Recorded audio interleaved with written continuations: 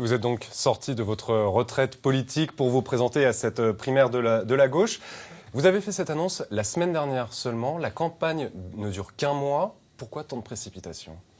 Parce qu'on avait choisi ces dates en fonction du président de la République. C'est la première fois qu'une primaire a lieu alors que nous gouvernons. La dernière fois, nous étions dans l'opposition. La droite, là, est dans l'opposition. Et donc, on avait choisi de faire une primaire tardive pour permettre au président de se présenter.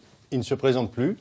C'est la première fois sous la Ve République qu'un président ne peut pas se présenter. Donc les gens font comme si ça n'avait pas une grande signification. Si, c'est considérable. Donc vous vous présentez parce que François Hollande ne le fait pas. Vous revendiquez l'héritage de François Hollande.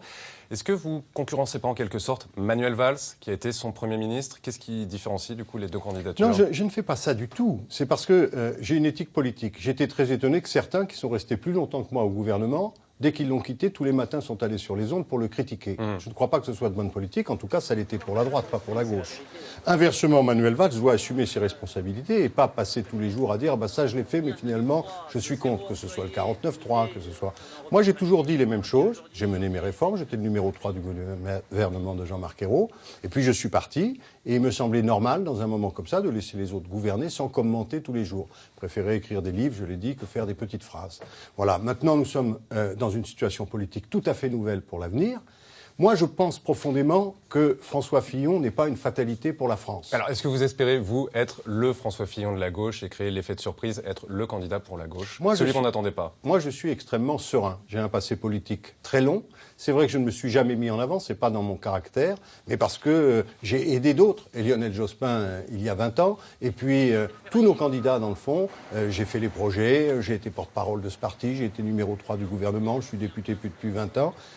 Un autre moment s'ouvre pour moi parce que cette génération s'en va et parce que je pense, et c'est ce que j'ai voulu dire en venant ici, on ne construira rien en faisant table rase du passé. Il faut d'abord redonner une fierté à la gauche. Si on pense qu'avoir fait les 40 heures avec Blum, les 39 avec Mauroy et Mitterrand, les 35 avec Jospin, ça vaut rien, alors continuons de nous critiquer comme le font certains socialistes tous les jours. Moi, je ne le crois pas. J'ai beaucoup de réserves par rapport à ce qui a été fait ces dernières années, mais je veux d'abord asseoir le socle. Parce que je vois bien les cadeaux qu'on fait à la droite en se critiquant. Et alors, au-delà, quel est votre programme ? Il sera présenté le 6 janvier, mais quel est l'axe principal de votre programme ?